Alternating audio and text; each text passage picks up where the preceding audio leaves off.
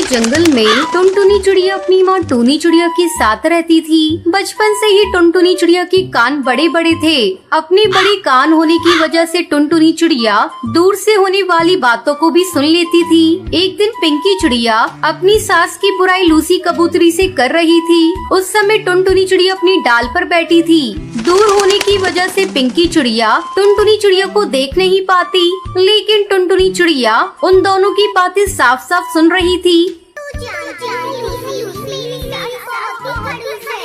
दिन भर मैं काम करती हूँ, मजाल है कि मेरी सास एक काम कर दे, बस कमरे में बैठकर दिन भर टीवी देखती रहती है।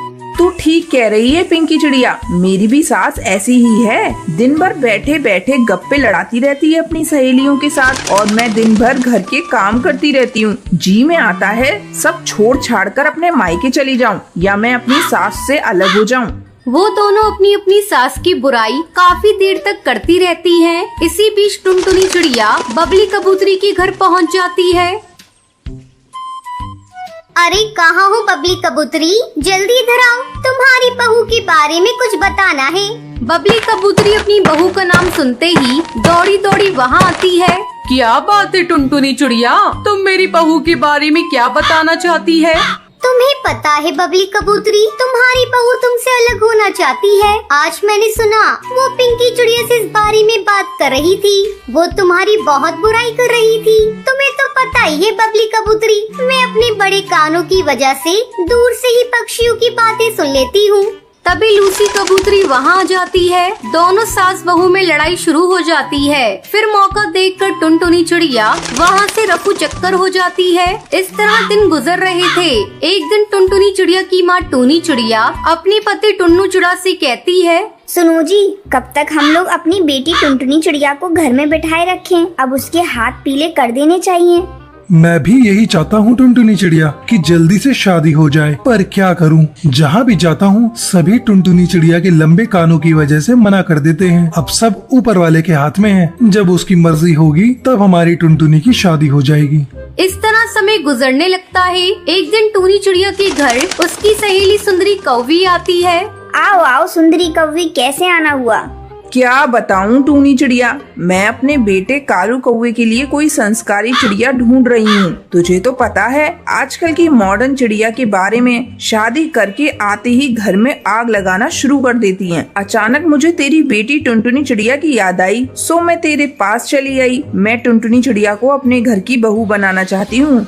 लेकिन सुंदरी कौवी, तुझे तो पता है मेरी बेटी टुनटुनी चिड़िया के कान बड़े बड़े हैं। तुझे उसके कानों से कोई परेशानी नहीं है तो मैं इस रिश्ते के लिए तैयार हूँ। मुझे कोई ऐतराज नहीं टूनी चिड़िया, मुझे तो बस संस्कारी बहू चाहिए। कुछ दिनों के बाद टुनटुनी चिड़िया और कालू कौवी की शादी हो जाती है। टुनटुनी चिड़िया अपने ससुराल में बहुत खुश थी।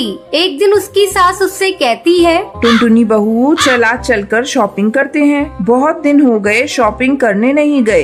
दोनों सास बहू शॉपिंग के लिए जाने लगती हैं। जैसे ही वो घोंसले से बाहर निकलती है, टुनटुनी चिड़िया को कुछ आवाजें सुनाई देती हैं। दो पक्षी आपस में बातें कर रहे थे कि आज वो लोग बाजार में दंगा करेंगे। टुनटुनी अपनी सास से कहती है, माँ जी, आज बाजार में दंगा होने वाला है, हम लोग शॉपिंग करने फिर कभी चलेंगे।